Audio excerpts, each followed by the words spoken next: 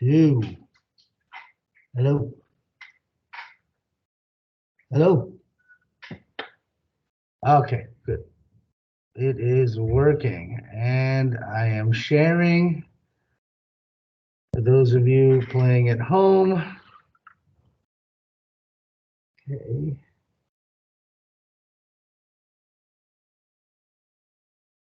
Right, and recording. We're good. So, as promised, I'm going to share questions, but I'm not going to post them because I made the promise that I'm not going to post them, but it's the same thing.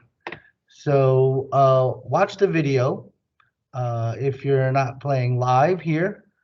And let me look at my own personal question bank. And let's start with chapter 19, because 17 and 19 are the crux. You know, that's going to be the majority of the harder questions. So let's start with something that we already know. Let's do chapter 19 stuff first. Now, of course, I do all my question banks in alphabetical order, chronological order. So the first couple of slides, let's look at this first set. That's going to ask you the difference between external, internal, and cellular respiration. So, of course, this particular set starts off with the definition, and then you got to give me the term. So the first one, let's do our highlighter. Which of the following events deals with gas exchange in your lungs? So think, it goes gas exchange, it goes in my lungs, right? The key is lungs and outside world, right? So if I say a better question would be lungs and the atmosphere. So two key words would be what? Lungs and the atmosphere. So the answer would be external. Now, if I'm talking about your capillaries, right, and the rest of your internal organs, so let's talk about blood, capillaries, and of course organs. That's of course inside you, so that's got to be internal. And then, of course, if it's on the cellular level between ATP and your mitochondria, so you're going to think what? Really deep, really inside. Think ATP, think mitochondria, highlight it, and of course, that's cellular. So right off the bat there, that first slide that talks about external versus internal versus cellular respiration, and that's a good sample right there. Let me make this bigger. Now, you have the video. What can you now do? You pause the video and see if you can answer the questions. So in a way, I'm giving you practice questions, but I'm not giving you questions. And if you just logged in, kindly put yourself on mute. Now, let's look at the next set. Which of the following structures is part of the upper respiratory? So this set right here would be upper versus lower respiratory. Now, you know I'm not going to ask it like that simple. You know, I'm going to combine it with some sort of definition or maybe some sort of more specific structure. But that's a legit question, upper versus lower. Know that trachea on down is lower. So like if we look at number 4, which of the following is part of your upper respiratory, right? Can't be trachea. It can't be your bronchus, can't be alveoli. It has to be what? Above the trachea, and your pharynx or your throat is, of course, above your trachea. Another tricky one I could say, instead of pharynx, I could say larynx. Remember, your larynx and epiglottis are above your trachea. Therefore, your pharynx, larynx, epiglottis, and your epiglottis is part of your larynx. That's all upper respiratory tract. But trachea on down, that is lower respiratory. So let's highlight trachea and let's look at lower, right? Your bronchus, lower. Alveoli, lower. Okay? What's the next one? Sensory function in nose, cavities in your skull, sinuses, But can I combine 6 and 7 with 4 and 5? That's a better question. So, for example, what are your air-filled cavities in your upper respiratory tract? First of all, what are the air-filled cavities or air-filled holes in your skull? That's got to be your sinuses. So, and your sinuses, are they not in your upper respiratory? No. So that's a better question. I would combine 4 and 5 with this as well. Same thing with your nasopharynx, oropharynx, laryngopharynx. You know that all of that is upper respiratory. Okay. Now, let's focus on the laryngopharynx or the larynx, your voice box. Look at this. Now, remember, your voice box or your larynx has the 3 cartilages. So don't you think that'll be a good combo question for upper respiratory versus lower respiratory? And also, you have to be able to distinguish the 3. Now, what's so special about the epiglottis? We already know, right? That's the flap that covers, and remember, it covers your trachea. You don't want food or fluid or water in your lung. So epiglottis covers your trachea. Remember that one was a big one that got that a lot of people got wrong on the quiz. Not a lot, but a decent amount to warrant reinspection of this.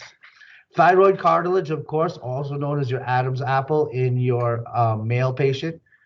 And the cricoid, that's the extra floating one, right? So be able to distinguish your 3 cartilages of your voice box or your larynx, which is your epiglottis, thyroid, and cricoid. And since your larynx is part of your upper respiratory tract, therefore, all 3 are also part of your upper respiratory tract. Your larynx also has vocal cords. I'm going to cover that blue also as well. Be able to tell the difference between false and true. So true, I want you to think, let's underline it. True vocal cords, I want you to think sound. So my voice right now, air is running through my true vocal cords, and then I could make vocal sounds and / speech.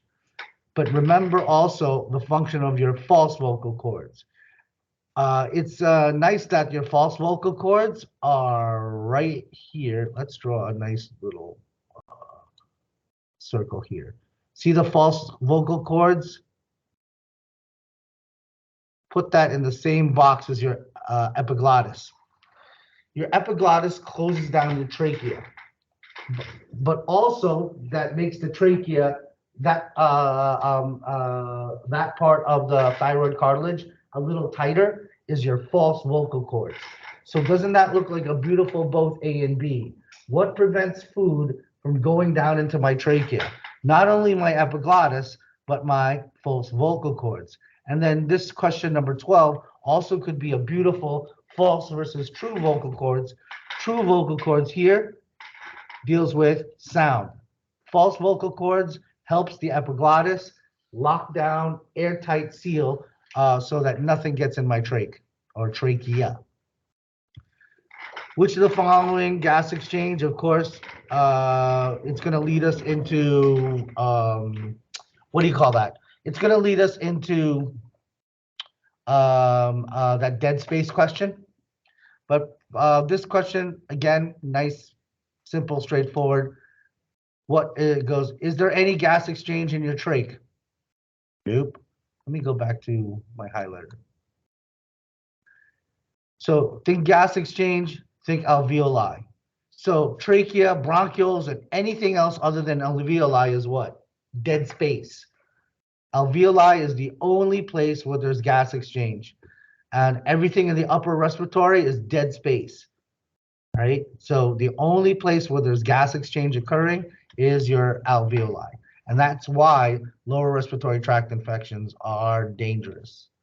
Which of the following is a deeper covering of your pleura? Pleura is the covering of your lungs. 14, 15, nice to know. We've already done visceral versus parietal to death. The odds of me putting that, because if you can see here, look how many practice questions we have. Got a decent amount, right? So I don't need any. That 14 and 15 here, visceral versus parietal, I'm probably not going to ask that.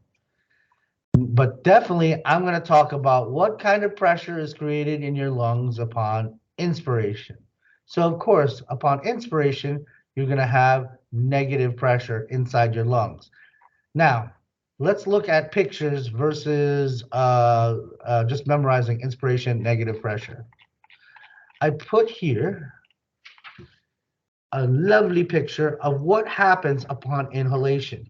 Well, what happens upon inhalation? How many muscles that have to be actively contracting and doing something? That's, of course, your diaphragm, external and internal intercostal muscles.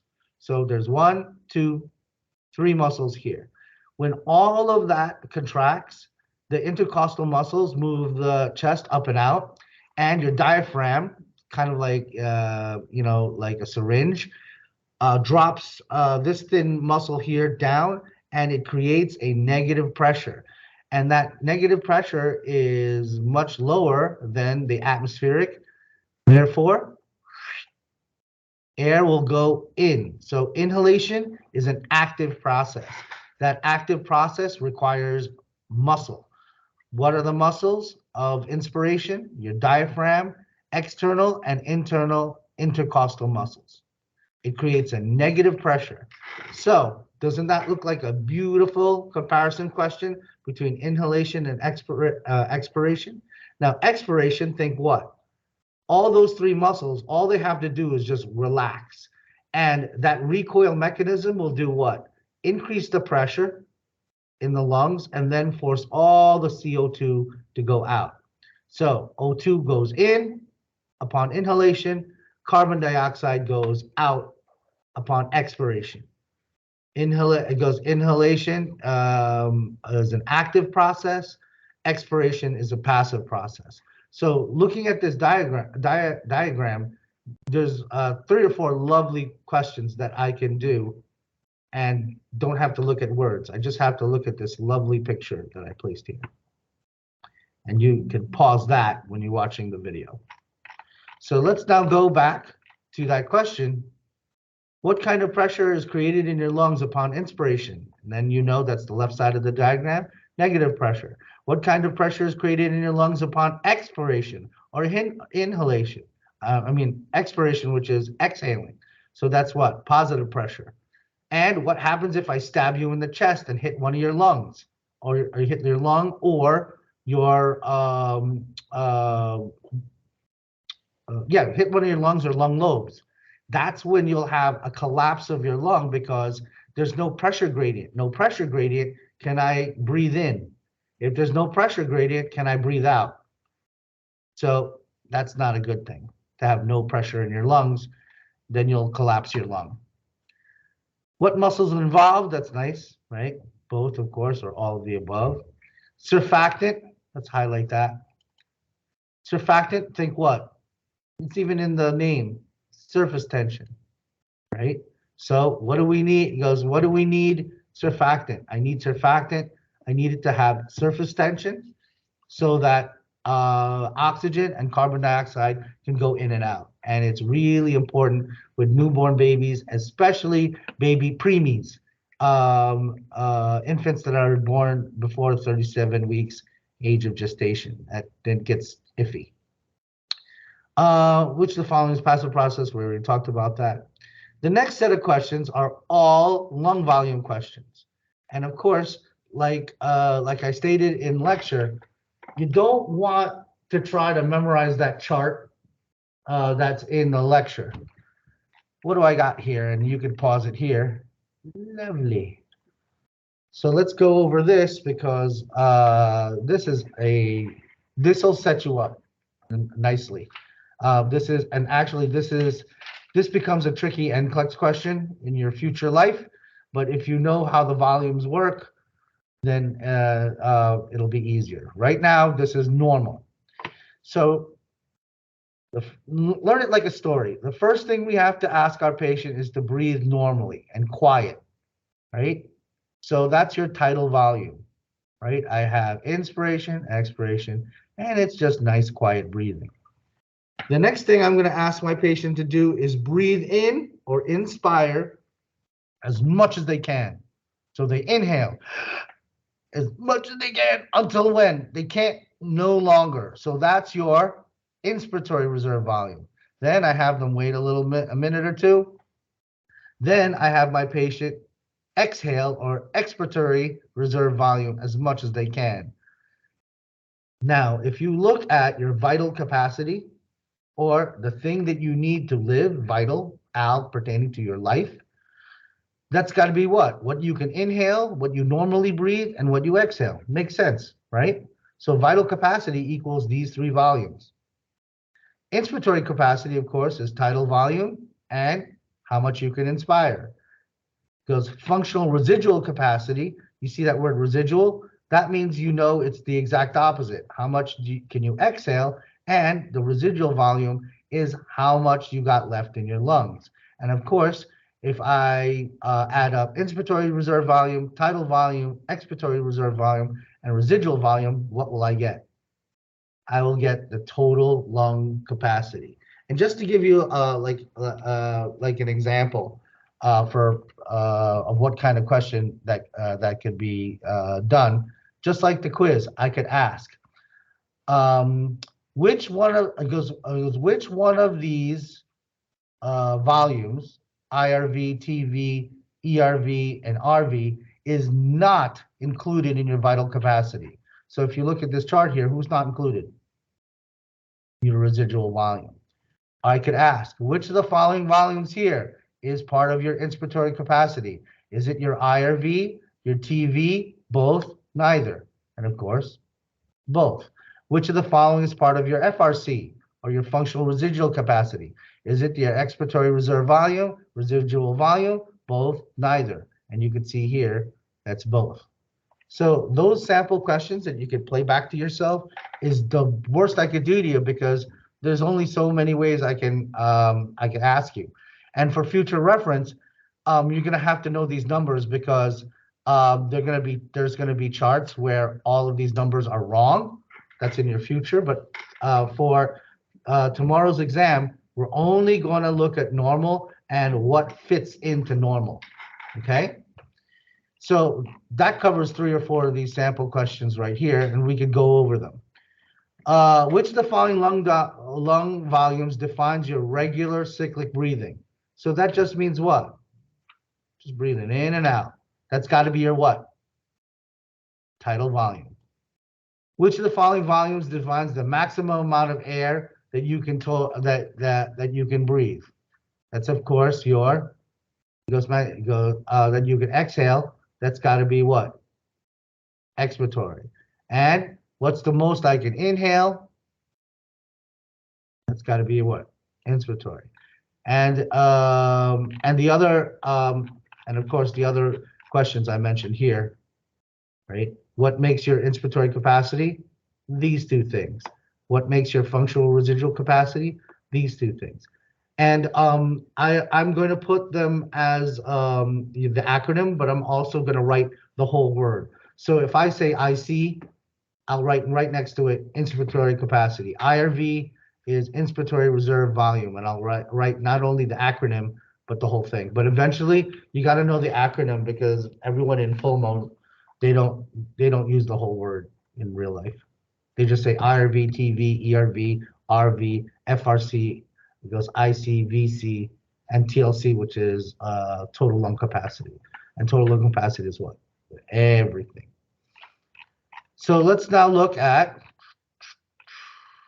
dead space. Okay. Now this is too easy right here. I was being kind when I wrote that one as a sample. Let's look at chapter 19. Let's look at that slide regarding dead space, because remember there are different types of dead space, and you have physiologic, anatomic. So let's look at what that looks like, because that question is, it's too easy. You guys are a little bit better than that. Actually, you're a lot better than that. So let's look at that slide. See what we just went over? Try memorizing it this way. Messed up. It's never going to get you anywhere. Let's look at dead air spaces.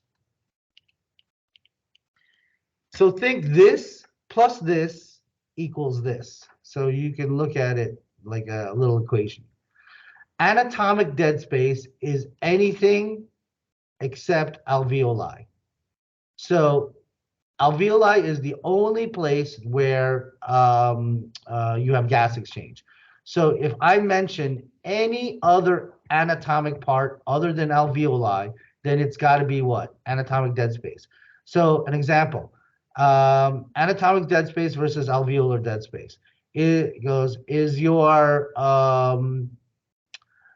trachea anatomic dead space? Yes. How about your nasopharynx? Yes. How about your right mainstem bronchus? Yes. Because if it's not alveoli, it's anatomic dead space. It's not contributing to the gas exchange. Now, but what is alveolar dead space? Not all the alveoli are working all at the same time, especially if you have a pathology. Some of them aren't working, right? Or have poor blood flow. It happens. So alveolar dead space are the alveoli that are not contributing to gas exchange. And if I put the anatomic dead space and the alveolar dead space together, you get the total, which is physiologic dead space. That's all the places, the total, all places in your lungs and your respiratory tract where it is not contributing to gas exchange. All right. So how could I ask this? I could ask you anatomic dead space, alveoli versus the rest of the world. I could ask, what does alveolar dead space really mean? It means what? The alveoli that are contributing. And last but not least, if you see the word total or the word sum of anatomic and alveolar dead space, then it's got to be what? The physiologic dead space. All right. So know these terms. This question has to come out.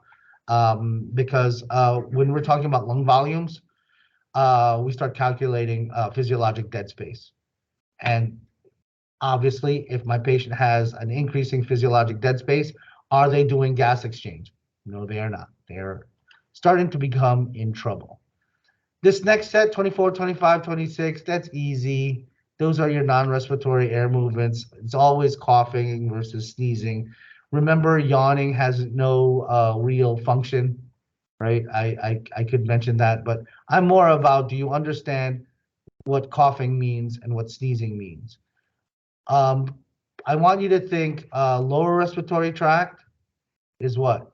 Coughing. Upper respiratory, sneezing. Think of it that way. All right, and of course, yawning, of course, has no function. I'm not gonna go crazy into this because the physiology of how this really works is quite complex.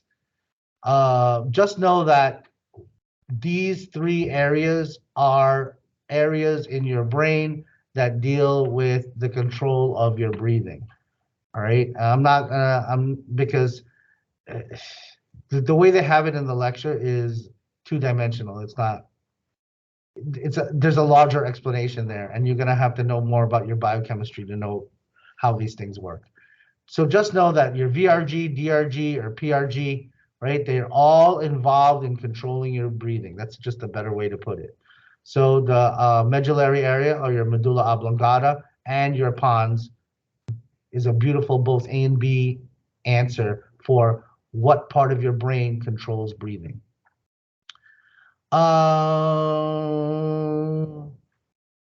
This is a really nice question, right? Always think what? Hydrogen ions are in exhalation. And hydrogen ions and exhalation, that's also what? Carbon dioxide. And it's another reason why your chemoreceptors in your central nervous system favor the monitoring of carbon dioxide because it has a greater effect on the human body as a whole. So if I'm acidic, what will my body do? I will breathe out more. I will breathe out more carbon dioxide. I exhale carbon dioxide. And when I exhale a lot, I'm going to be getting rid of H pluses. Know that your oxygen chemoreceptors, let's draw them in pink. Think carotid and aortic bodies, right? It goes central chemoreceptors, think what? All C, right?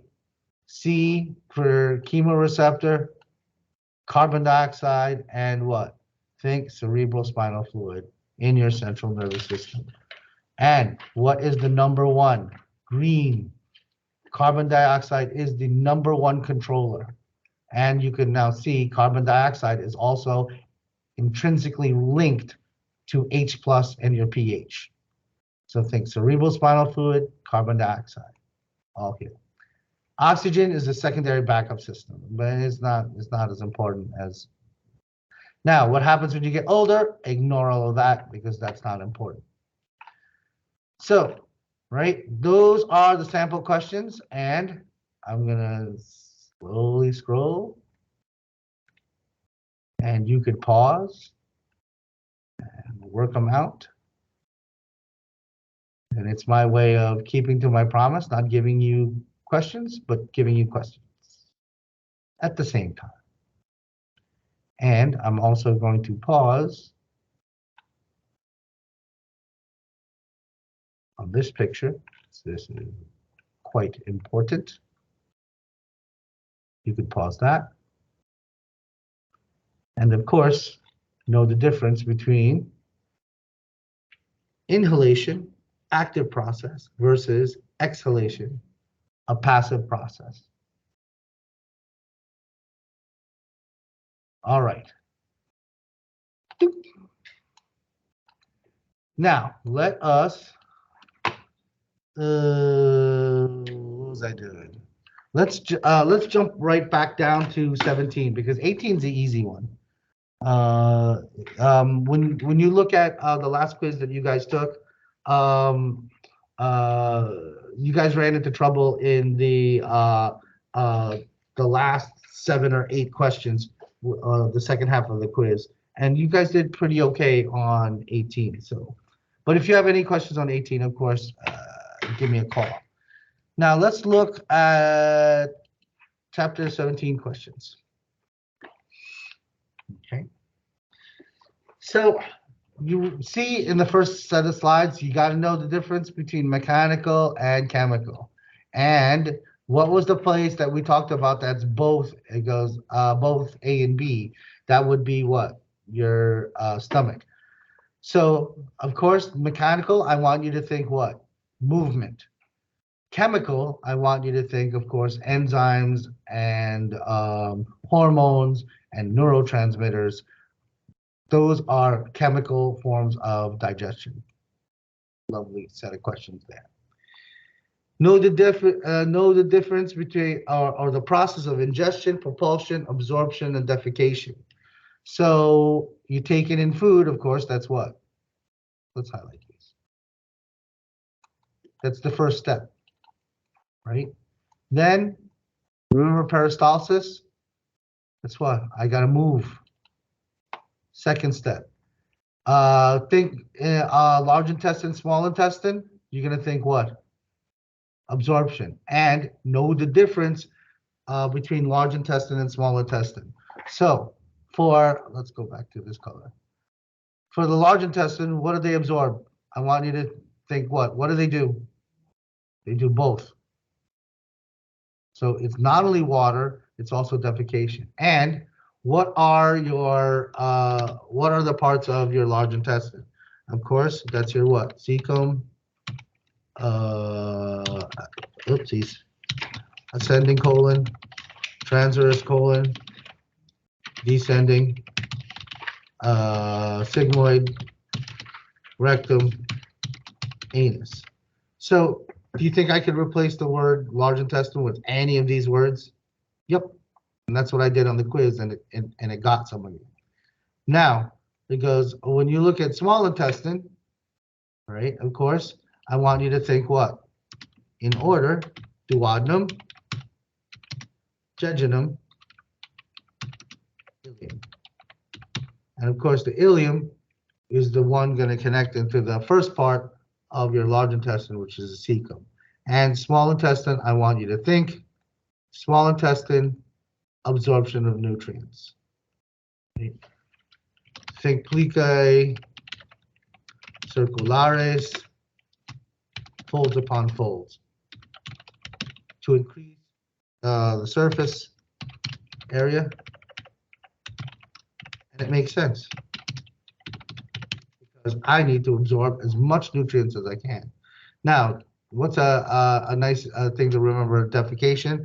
I want you to think haustra. Right? So that could be, and of course, since there's a lot of E. coli, I also have to think what? Tenia coli. And Tenia coli, of course, immune function.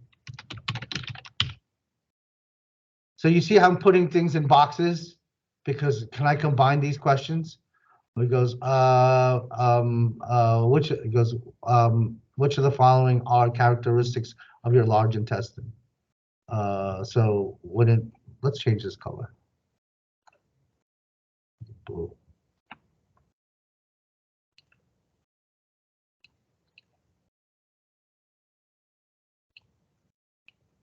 Do you see how all that will relate to this, and all that can relate to this, and you put them in those separate boxes?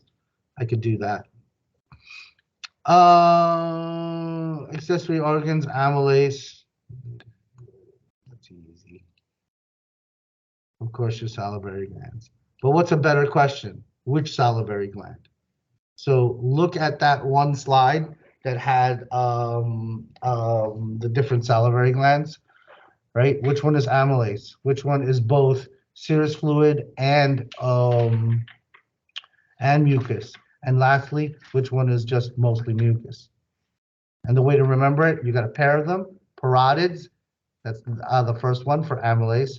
Then you have the second one, which is underneath your jaw, submandibular. So that's got to be both serous and mucus. And of course, your sublingual, that's got to be only mucus. So look that one up. That's nice. Red blood cells. Who messes with red blood cells?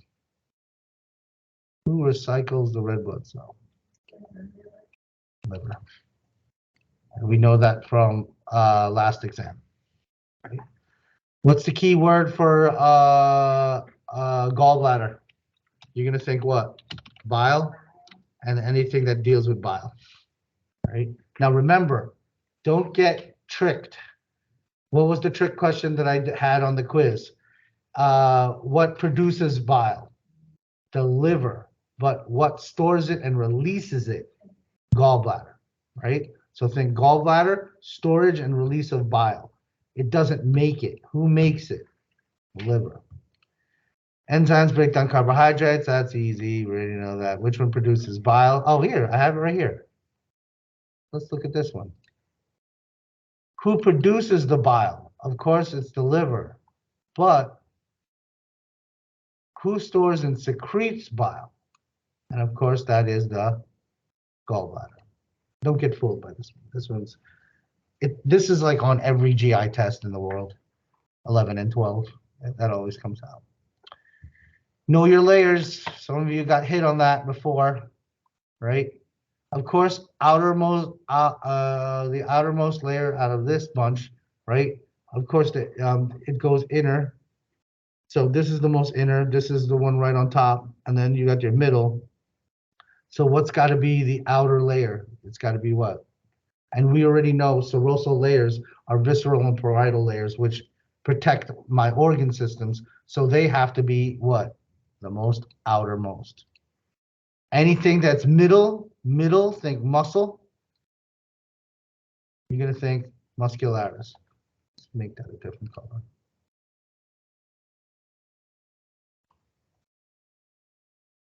Right? Remember, some of you got caught on blood vessels and lacteals. That's got to be the what? Submucosa. Because what is the function of the mucosal layer? That's the mucus part. That's the goblet cells. And remember, the function of your mucosa in your GI is different from the function of your mucosa in your respiratory tract. GI, I want you to think what? Lubrication. It's got to get the food and the poops through the tubes. But in respiratory, we're going to think what? It's going to trap all the nasty things that I'm breathing during the course of the day. Serous fluid, of course, in the outer layer is lubrication. We've known that since the dawn of time. Goblet cells, mucosa.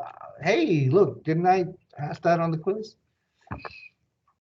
Sensory, and do we care, is of course lips, but nice to know. Which of the following structures? Mechanical digestion, of course. This is a tricky one. This mechanical, I want you to think what? Your tongue. Because remember that video we saw, the tongue smashing all the food up against your hard palate? So I'm even going to write here, hard palate. Nice. Right here. I think that is mechanical. Lingual tonsils, or I'm not really would ask where they would be, but of course, tongue, lingua, tongue. Nice to know. Special senses stuff. Am I gonna ask that? Nah, because we already been through that last term, right? I already know that there's a sensory of. So this. How's this? I'll do this. Zoop. Not important. Which of the following? Oh, here you go. What I just mentioned before. Know your different types of salivary glands and what do they actually release. So, of course, largest that releases amylase. Of course, that's your parotid. Next one. Serosal and fluid. So that's both. So that's got to be what? The middle child. And the middle child is submandibular. And the one that's always on the bottom of your tongue, that's your sublingual. And of course, sublingual, only or mostly mucus. That's got to come out, or something to this effect. Which one of your salivary glands does what?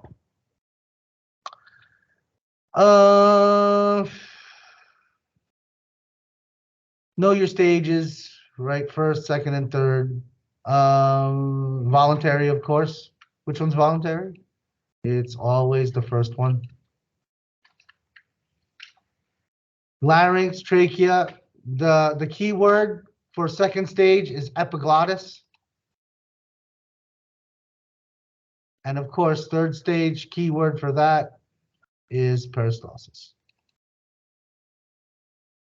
Can you control epiglottis or peristalsis? No, you cannot. Therefore, stage 2, stage 3 is involuntary. It requires autonomic nervous system control, and it requires smooth, also known as visceral muscle. The first stage is voluntary. That is skeletal muscle. Skeletal muscle is under somatic nervous system control, right? You can move your tongue up and down. You can chew if you want or not chew, and that's where all voluntary. pH, of course, in the stomach. I won't ask that. We all know it's super, super. Oh wow, I can't spell environment. Of course, protection of your stomach of the pH of 1.3. Of course, think what? Mucus. Know your doors or know your sphincters. Which one's on the top? Which one's on the bottom? Don't be fooled by the term lower esophageal sphincter, right? Both lower esophageal sphincter and cardiac sphincter, same thing. and that's the top of your stomach near your fundus, near the cardiac area. And on its way out, that is, of course, your pyloric sphincter. Folds are called rugae.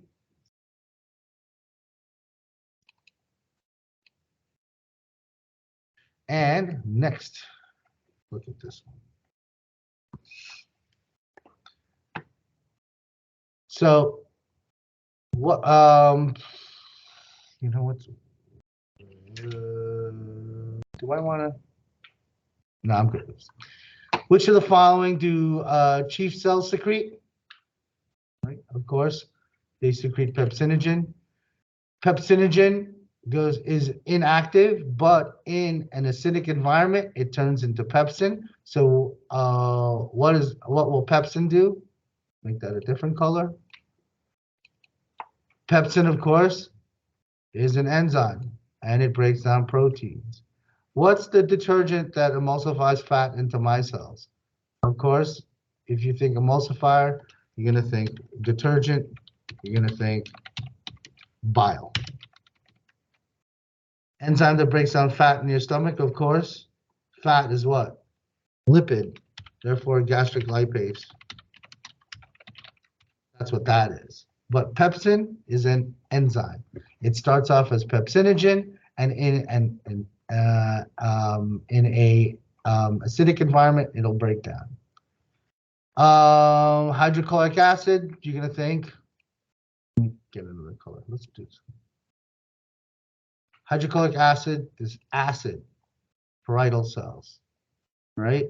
It goes, and of course, parietal cells also do what? Intrinsic factor, and an intrinsic factor, you're going to link it to B12.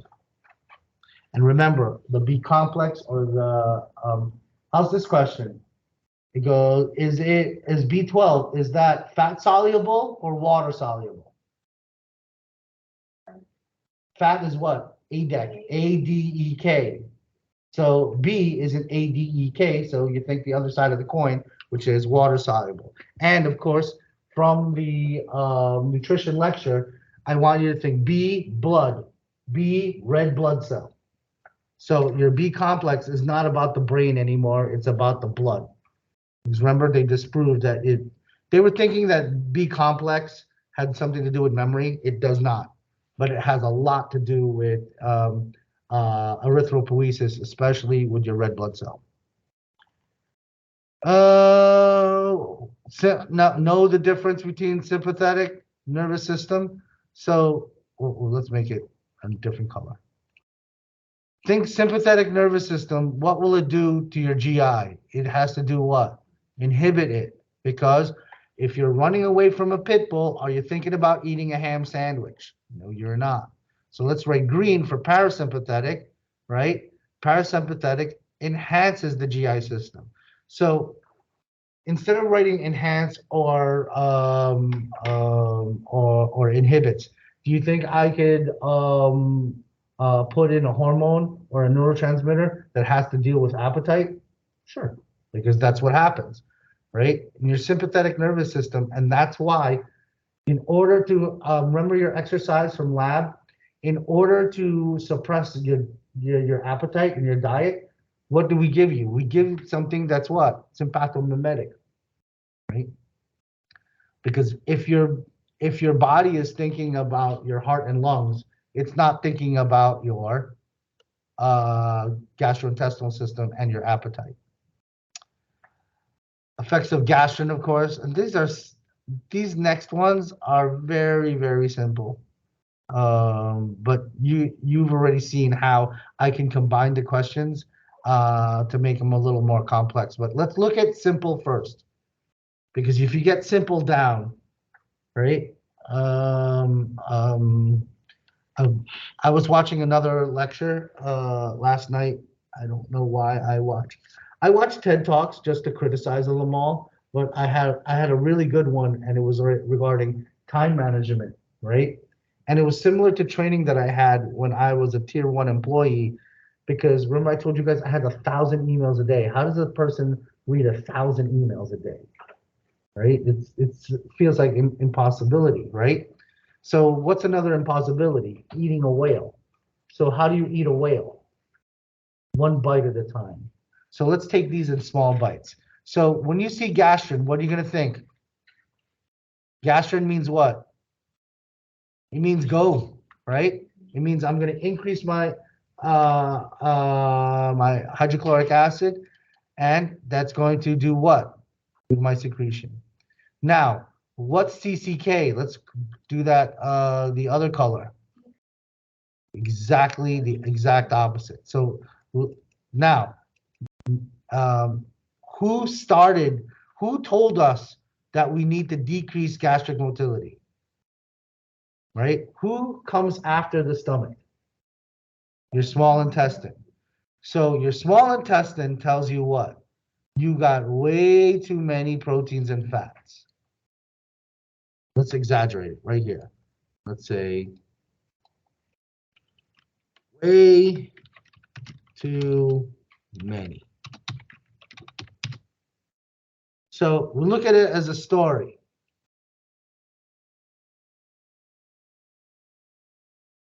I have way too many proteins and fats that are entering my small intestine. No. Who's going to get released? Cholecystokinin. Cholecystokinin release, and then what's it going to do to my gastric motility? It's got to slow it down. I'm going to put a negative here. Hey, slow it down because just give it, buy it some time so that the pancreas can do its job by breaking down some stuff. Maybe if it stays in the stomach a little bit longer, it can do some stuff. So that's what CCK does. Cholecystokinin, right? Next,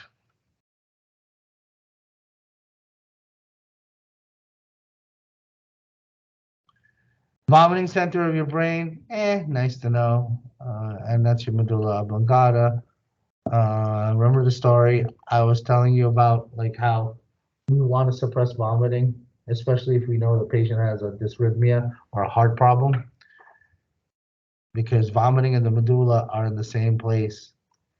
And the medulla oblongata is definitely about rhythmicity of your heart. And also, we already know it also now links your lungs as well.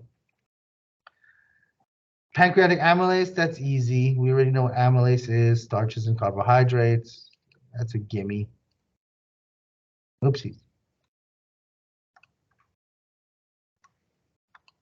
That's easy. Oops. This one's the easy one. Pancreatic lipase, that's easy. Pancreatic nuclease, that's easy. Trypsin, of course, proteins. Carboxypeptidase, see that peptidase, peptides? So that's what? Proteins. And bicarbonate. Bicarbonate, it goes, is a weak base. So what will it do? It neutralizes all that stomach acid that's coming out into my duodenum, because my pH is still kind of high it's still kind of low, meaning high acidity around a pH of 4 or so when it comes into the duodenum, and we need to slow it down or bring it down, bring the pH closer to 7, so your pancreas will release what? Bicarbonate. Storage form of sugar in your liver, we already know that as glycogen. Now, be careful. Let's be careful here. Glucagon is really close, isn't it? And doesn't glucagon have something to do with your liver, right? So be careful. The storage form of sugar, or the initial storage of your sugar, will be in your liver in the form of glycogen. But if you're in a starvation state, let's say you haven't eaten in like 10, 11 hours, well, not quite a starvation state, but your blood sugars will go down if you haven't eaten in 10 hours. So I want you to think glucagon, pancreas, and the exact opposite. Glucagon gets released from your pancreas when you haven't eaten in a long time, like 10 hours, 11 hours, 12 hours. And insulin, of course, because that's when that gets released in your pancreas when you have eaten a big meal. So think what? Postprandial, which is a fancy word for you just ate. Okay, so know the difference between those two things that get released from your pancreas. What's urea? We already know. Nitrogenous waste product, right? Organ makes plasma proteins. Of course, your liver. We already mentioned that. That's nice. It's not trivia, but nice to know. Urea, of course, nitrogenous waste.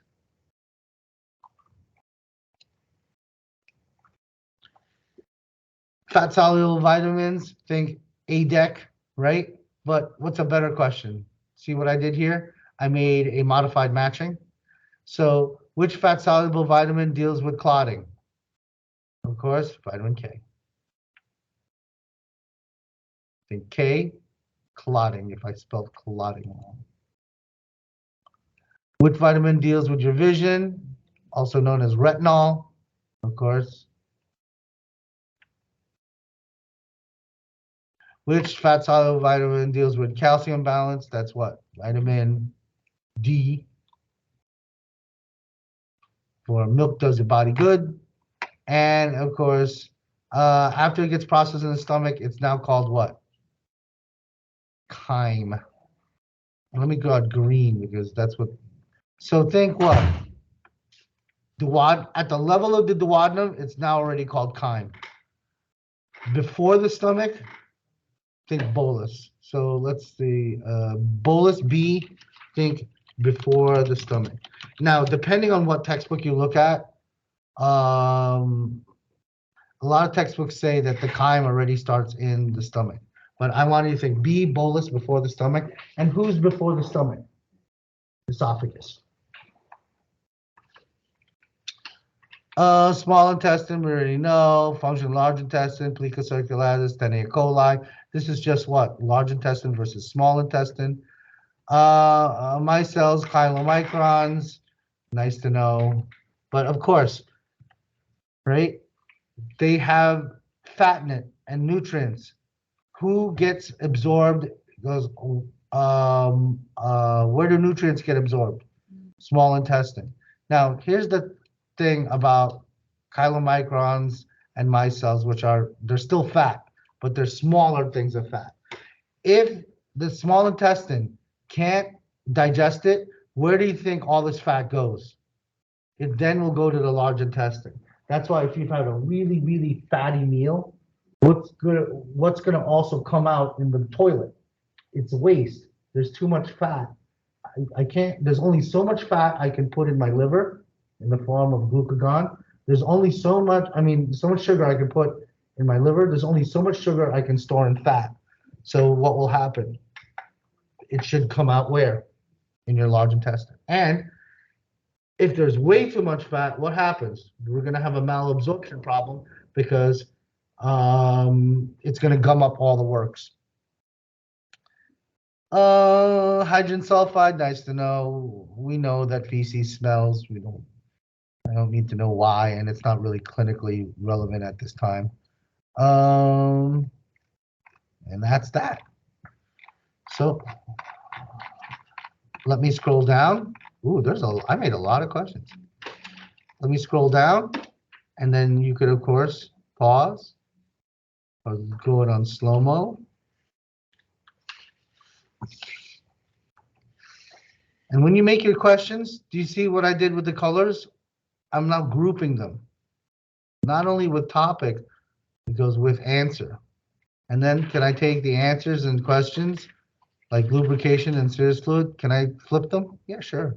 Goblets and mucosa, I can flip them.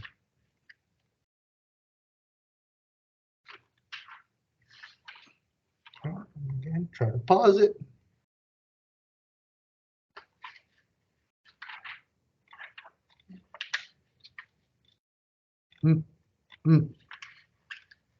Wow, I made a lot of questions.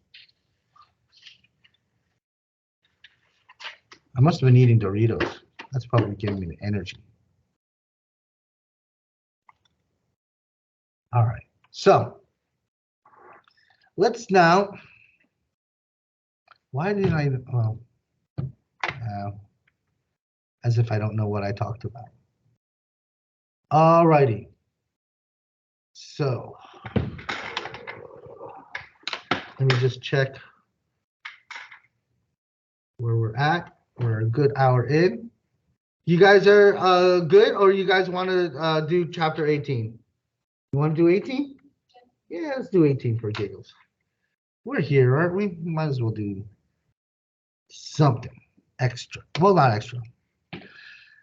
Now, 18, look at these questions.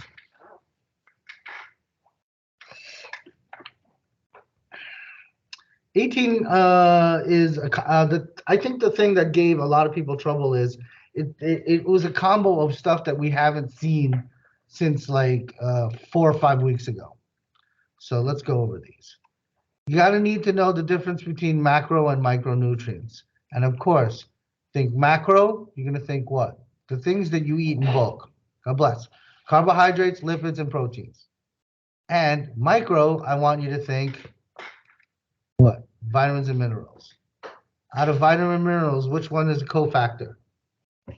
Right? That's a mineral.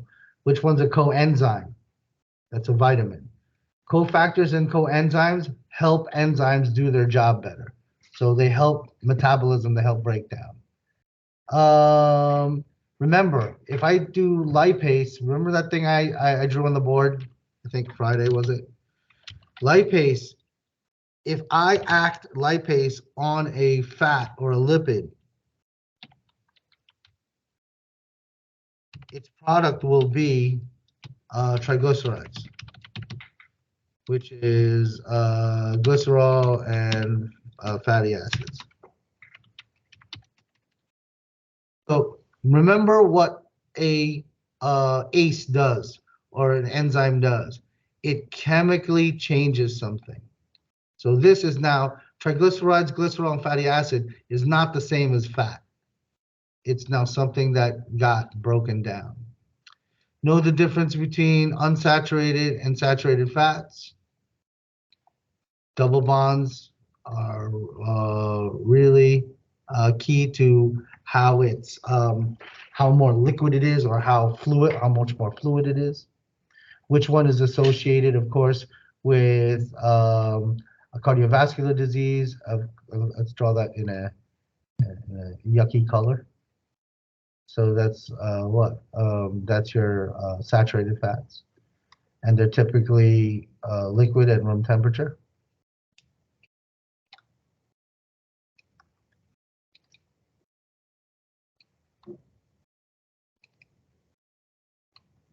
You can see that a little bit better. LDL versus VLDL, we already know that. You guys are pretty good on that. Neutral, it goes positive energy balance versus negative energy balance. Remember, let's write next to positive. Think what? Pounds. Okay? So if I want to put on the pounds, what will I need to do? I need to have a positive energy balance. That means I'm eating way more than I'm exercising, or I'm intaking way more than what my activity is versus the day. Negative energy balance is what? What we're trying to lose weight, right? The exact opposite. And of course, neutral energy balance, the amount of caloric intake in must equal the amount of caloric intake going out. Okay. Track your weight. Height for weight is BMI.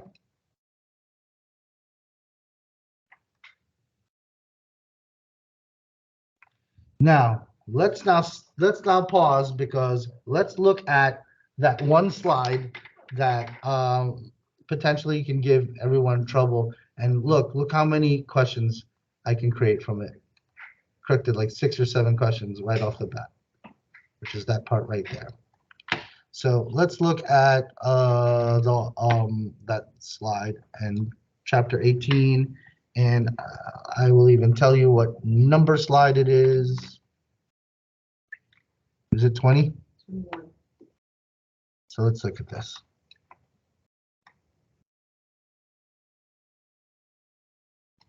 Now, we already know insulin versus glucagon. It's these three, right? So if you look at this, you have leptin here, right? Because secreted by adipocytes. So can I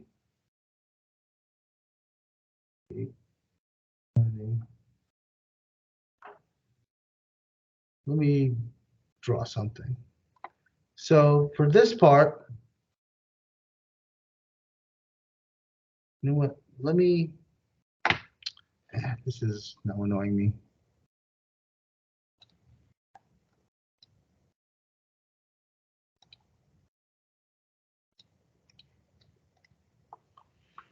I'm trying to get this part here.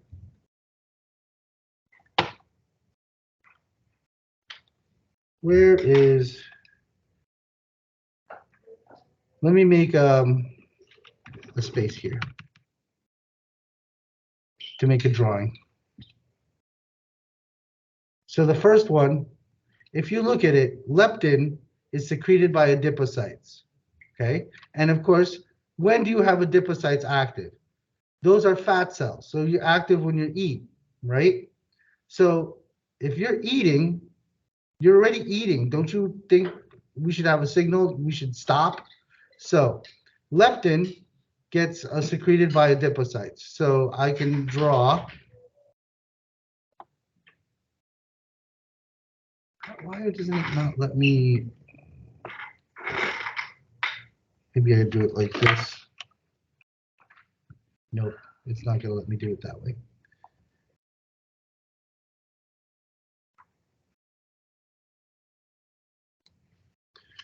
So I'm going to draw a fat cell.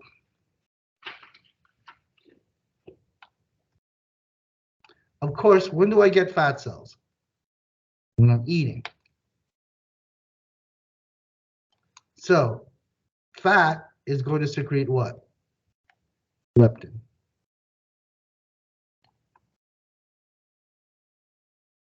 Now, we know when do we get fat cells. I already put all the sugar I can and glucagon in my liver, and now I'm moving on to fat cells. So now fat cells, it goes, fat cells or adipocytes is where we store all the extra sugar or glucose that we had from our diet. So leptin has to tell us to what? Stop eating. And how we do that? It's now going to send a message to who? Hypothalamus.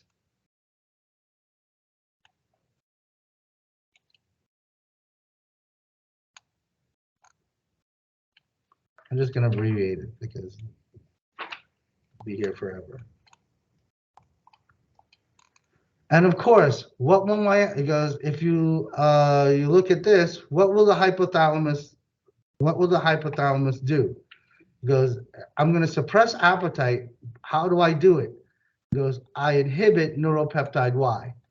So the hypothalamus goes, will do what?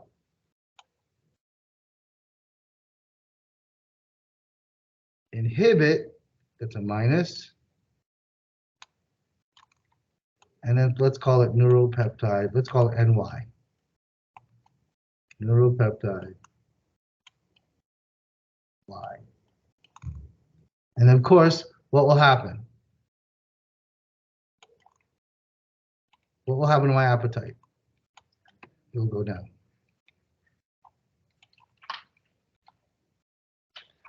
Now, do you have a nice little chart on the beginning, middle, and end? So what kind of question could I ask just with that one line?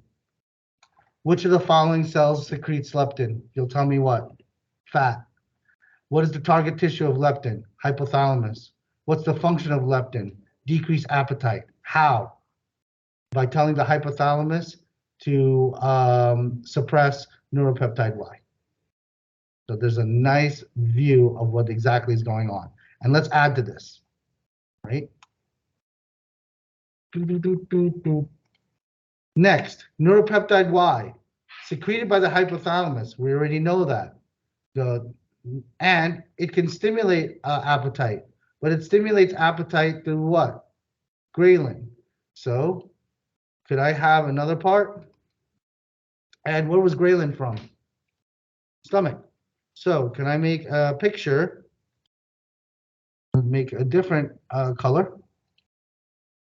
So this is my stomach.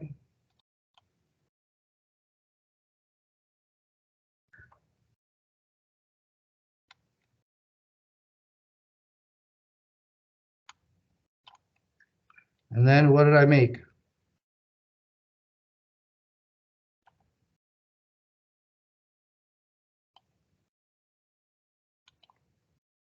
Oh.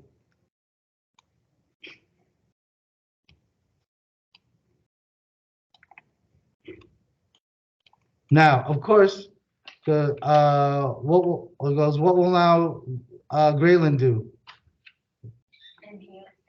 Enhance neuropeptide Y. So now, what will it do? Not minus, but plus. And now we know neuropeptide Y will then do what? What will it do to my appetite? Increase my appetite.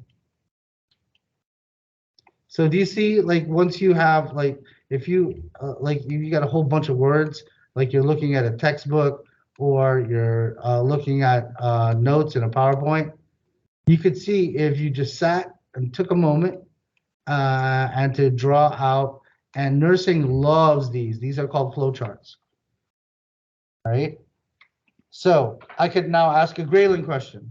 And do I have my beginning, middle, and end? Right? I goes, where's the source of ghrelin? Your stomach. Where's the target tissue? We already know it's what? Hypothalamus. And what will it tell the hypothalamus to do?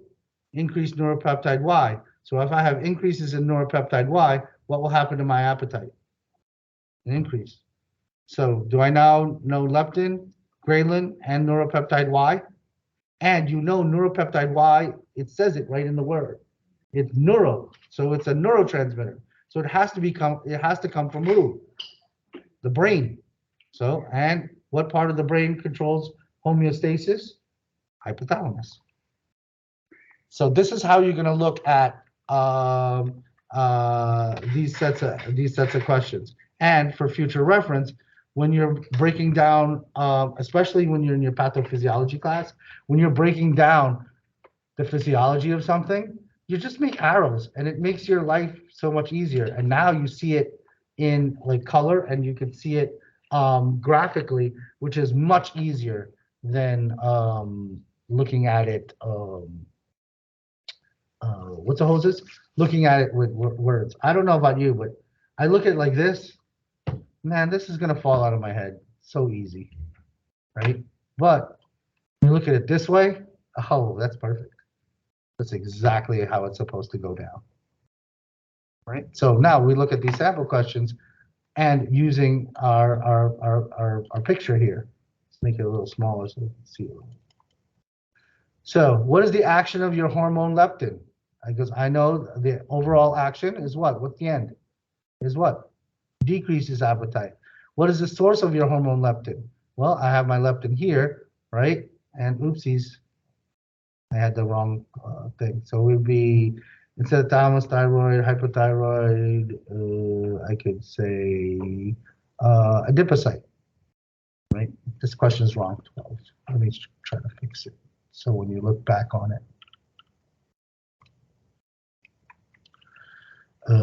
thalamus, thyroid,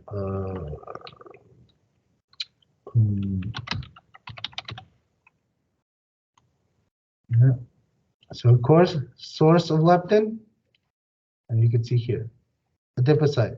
What is the action of your hormone neuropeptide Y, right? So what's a better question? Uh,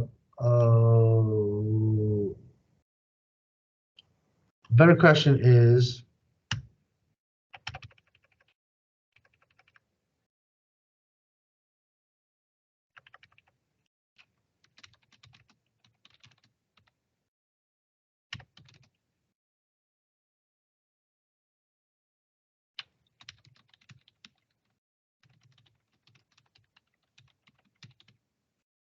Stimulate neuropeptide Y, what do you get? Let me get a different color. And that'll match this color, which is like bluish. So if I have stimulation of my neuropeptide Y, I'm going to have what? Stimulate here. I'm going to have stimulates appetite. And of course, the exact it goes, what organ secretes neuropeptide Y? Of course, it's a neurotransmitter, therefore it's hypothalamus. What is the action of your hormone ghrelin? So I know that ghrelin will do what? And also think about it. If my stomach is active, that means what? It goes, I'm hungry. So think gastric, hunger, appetite. Source of the hormone ghrelin, of course, stomach, right? Water-soluble vitamin, that's easy. We already talked about vitamin B. What was the other water-soluble vitamin? We have A, D, E, and K, and we had B and what other vitamin did we gave? Can't recall. But B is, think what? Red blood cell. B for blood. Red blood cell. Alrighty. And that's the worst I could do to you. I can have a mineral and vitamin question, but I already hit you on that. So I might have one, you know, like which mineral does what. But I'm more about these.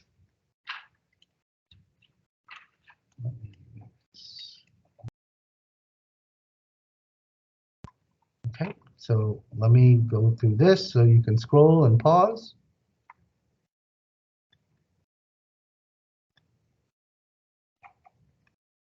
This is a pretty darn good review. I think I'm just going to replay the video and just talk over it for the evening session. I believe this is very comprehensive. And I haven't made the exam yet, so I'm going to probably watch this video as well and make the exam. So on that note, so for those of you online, anyone have any question? And let me write down the people who are here, even though I can easily look that up.